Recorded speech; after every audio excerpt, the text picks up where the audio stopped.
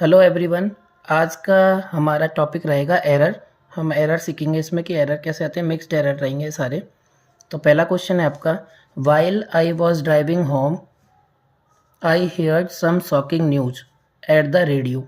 तो देखो, कभी भी आप ध्यान रखना, कई बार आपको लिखा मिलेगा in the radio, in the radio, eight the radio, ठीक है ना, ऐसे लिखा मिलता है eight the radio, in the radio. तो आप ध्यान रखना, ये गलत होते हैं। एट और इन दोनों नहीं आते। जब रेडियो पे आपने खबर सुनी तो यहाँ इनके लिए ऑन का यूज़ करते हैं। ये एट गलत है, क्या आना चाहिए? ऑन। हाँ, अगर न्यूज़पेपर में पढ़ी तो आ सकता है इन द न्यूज़पेपर, लेकिन कभी भी क्या नहीं आता, इन द न्यूज़पेपर तो ठीक है, लेकिन हाँ कभी on the radio, on the TV, on the TV, on the radio, ये बिल्कुल सही होता है। इन द रेडियो और एट द रेडियो पूरी तरीके से गलत होते हैं। कई बार आपको लिखा मिलेगा इन द कैंपस, ऐसे भी लिखा मिल जाएगा इन द कैंपस, ठीक है ना, तो ये भी गलत है। इन द कैंपस नहीं, क्या होता है? ऑन द कैंपस, ठीक है। आई थिंक आपको ये समझ आ गया होगा। नेक्स्ट क्वेश्चन देखते हैं। नेक्स्ट क्वेश्चन है आपका second, yesterday I met a man who was blind with the right eye. देखो, ये जो ब्लाइंड है ना, यहाँ पे जो लिखा है, ये ब्लाइंड एक वह भाई अपने साथ प्रपोजिशन लेती है। ब्लाइंड एक तो होता है ब्लाइंड इन, ब्लाइंड इन होता है जब सच में अंधा हो, यानी ब्लाइंड इन वन आई, ठीक है। और ब्लाइंड के साथ हम टू भी लगाते हैं, फिक्स प्रपोजिशन ब्लाइंड टू। उसका मतलब होता है जब आप किसी को इग्नोर करते हो, अनदेखा करते हो किसी चीज़ को। लेकिन ये तो सच में अंधा है कि यस्टरडे वो एक ऐसे आदमी से मिला जो क्या था, blind with the right eye नहीं, blind in the right eye, वो एक आंख से अंधा था, ठीक है ना। तो इन आएगा। और ब्लाइंड टू भी आ सकता था, लेकिन कब आएगा? जब इग्नोर करने की बात होती, ठीक है ना। तो ब्लाइंड इन आता है जब सच में अंधा हो, ब्लाइंड टू आता है जब आप वर्चुअली हो, यानी आप किसी चीज़ को अनदेखा कर रहे हो। Next question. नेक्स्ट क्वेश्चन है आपका, the two first chapters of the book are very interesting, the remaining ones are boring. यानी दो जो चैप्टर थे वो इंटरेस्टिंग थे और जो बचे हुए चैप्टर थे वो बोरिंग थे। तो अगर आप ध्यान से देखो तो यहाँ पे वंस किसके लिए लिखा है? ये प्रोनाउन है अपने आप में, क्या है? प्रोनाउन। ये किसके लिए लिखा है? प्रोनाउन। ये टू फर्स्ट चैप्टर्स के लिए लिखा है। चैप्टर्स क्या है? नाउन है। तो आपको एक रूल पढ़ा होगा आपने, नहीं पढ़ा तो ऑर्डिनल्स होते हैं, ऑर्डिनल नंबर्स। ऑर्डिनल नंबर होते हैं हमारे कौन से? फर्स्ट, सेकंड, थर्ड, ये सारे हमारे कौन से नंबर है? फोर्थ वगैरह, नेक्स्ट, लास्ट, ये सब कौन से नंबर होते हैं? ऑर्डिनल्स। एक होते हैं कार्डिनल्स। कार्डिनल नंबर होते हैं हमारे कौन से? 1 2 3 4, ऐसे 1 2 3 इस टाइप से। और एक होते हैं हमारे मल्टीप्लिकेटिव, मल्टीप्लिकेटिव नंबर्स। वो कौन से होते हैं? Single, double, single, double, triple, इस टाइप से।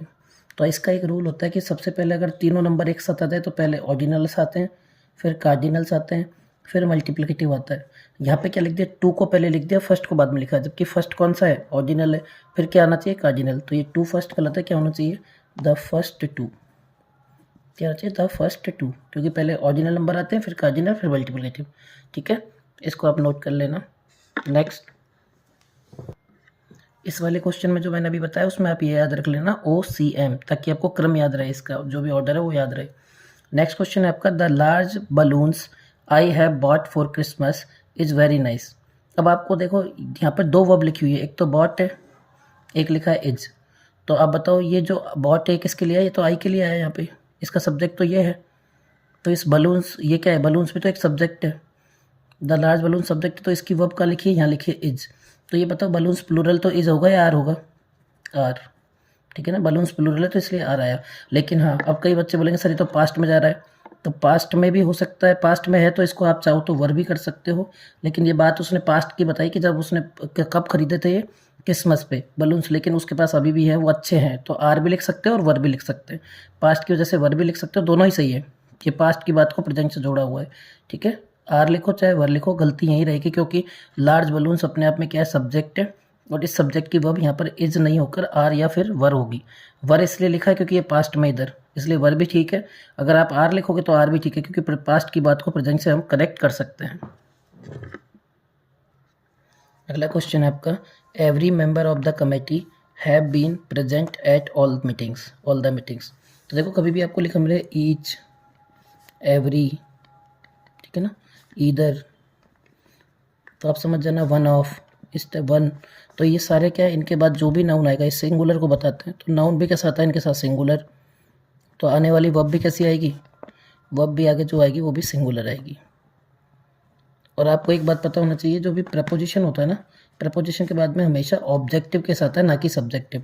तो यहाँ पर देखो एवरी क्या सिंगुलर है, तो मेंबर भी सिंगुलर है, ठीक है, नाउन इसका मेंबर हो गया, यही आपका सब्जेक्ट है यहाँ पे।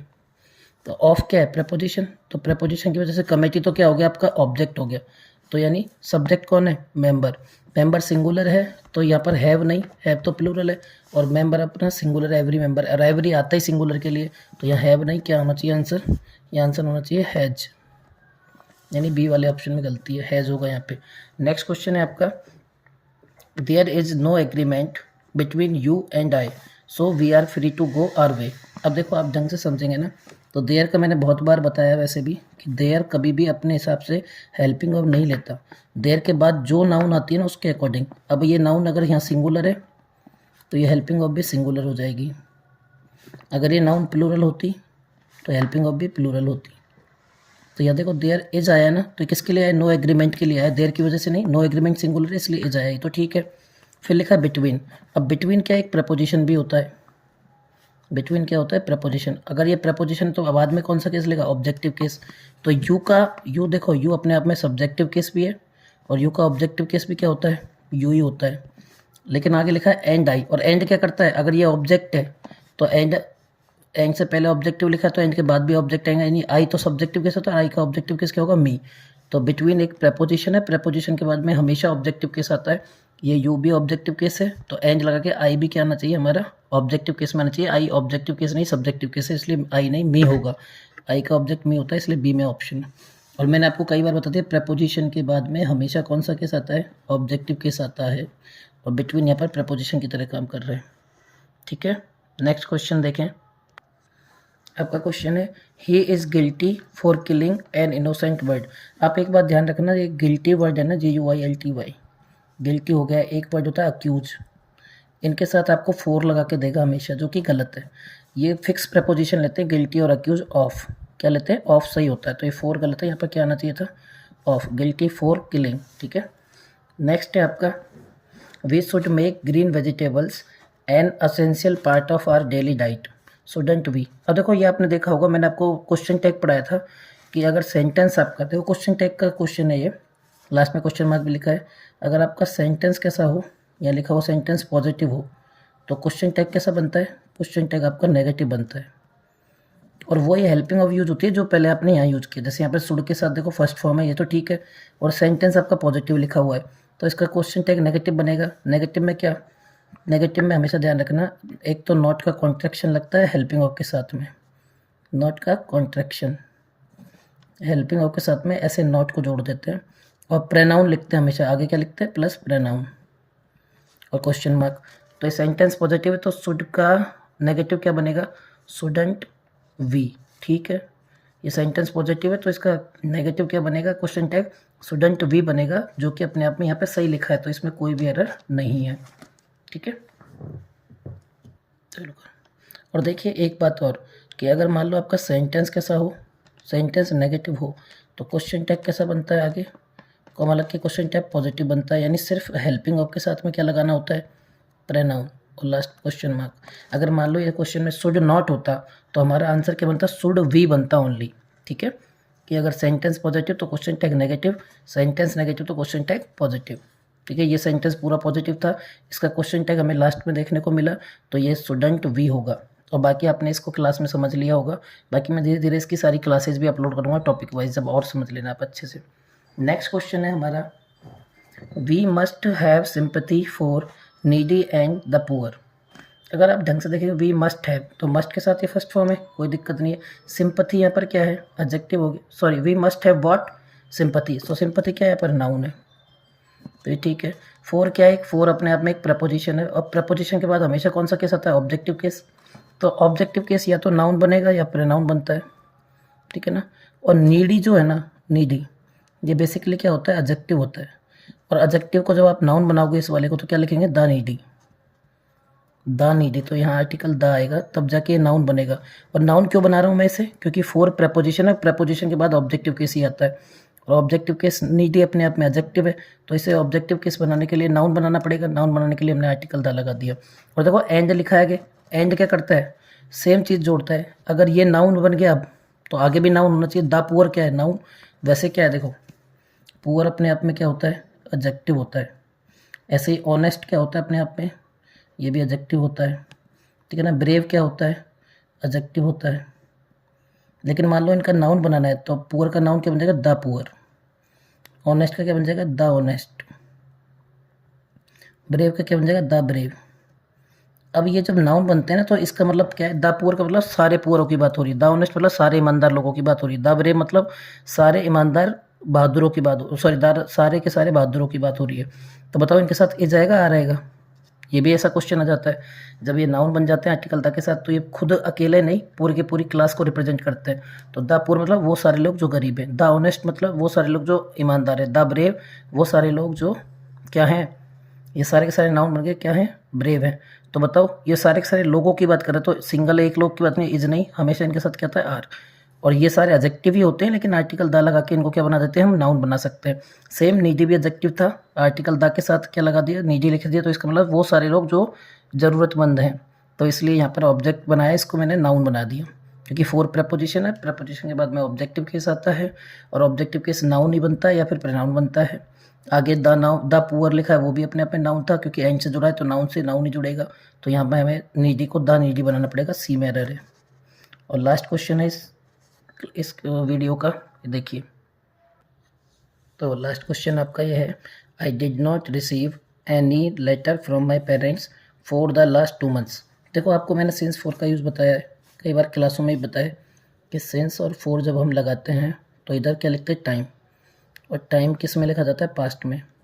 तो आपको पता है 4 का यूज़ क्या होता है, 2 months प्लूरल है वैसे भी, तो 4 सही है यहाँ पे। लेकिन जब सिंस और 4 टाइम बताते तो आगे या तो प्रेजेंट परफेक्ट आता है हैज़ हैव के साथ, वो आपकी थर्ड फॉर्म, या फिर प्रेजेंट परफेक्ट कॉन्टिन्यूस आता है हैज़ हैव के साथ में been plus V1 plus ING। यही टेंस होता है, या तो प्रेजेंट परफेक्ट लेता है या फिर प्रेजेंट परफेक्ट कॉन्टिन्यूस लेता है। लेकिन हाँ कब, जब एक ही पास्ट लिखा हो आगे तो। लेकिन मान लो सिंस 4 लगाया हुआ है आपका, और एक बार टाइम आपको यहाँ पर पास्ट लिख दिया, फिर एक और पास्ट लिख दिया अलग सेंटेंस में, एक और पास्ट लिख दिया टाइम, 2 पास्ट आ गए, तब आप यहाँ पर कौन सा टेंस लगाएंगे, फिर आप पास्ट परफेक्ट यानी हेड के साथ वर्ब की थर्ड फॉर्म, या पास्ट परफेक्ट कॉन्टिन्यूस हेड के साथ been plus V1 plus ING लगाएंगे। तो यहाँ पर 4 वैसे सही है, क्योंकि 2 months के लिए सिंस 4 भी तो आपको मैंने पढ़ाया हुआ है, सिंस 4 का यूज़। उस वीडियो को आप अच्छे से देख लेना, तो आपको पता लग जाएगा 4 तो ठीक है, लेकिन आगे जो टेंस है वो डिड नॉट रिसीव लिखा है, जबकि क्या होना चाहिए, तो हैज़ हैव के साथ वर्ब की थर्ड फॉर्म, या फिर हैज़ हैव बीन के साथ V1 प्लस ING। तो यहाँ पर हम इसको डिड नॉट रिसीव को काटेंगे, क्या लिखेंगे, आई के साथ हैव आता है, I have not received. Present perfect tense बनाएंगे, इसे कॉन्टिन्यूस नहीं बनाएंगे, क्या बनाएंगे, प्रेजेंट परफेक्ट। बनाने को प्रेजेंट परफेक्ट कॉन्टिन्यूस भी बना सकते हैं, लेकिन रिसीव के साथ ING लगाने की ज़रूरत नहीं है। तो यहाँ पर एम एरर था। अब आप इस वीडियो को कम से कम 2 से 3 बार देखना, ताकि आपको हर एक कंसेप्ट बार 2-3 बार समझ में आ जाए अच्छे से, और कोई भी आपको दिक्कत नहीं आएगी। और कोई भी डाउट रहे तो आप मेरे से कमेंट में पूछ सकते हैं। ठीक है, थैंक यू।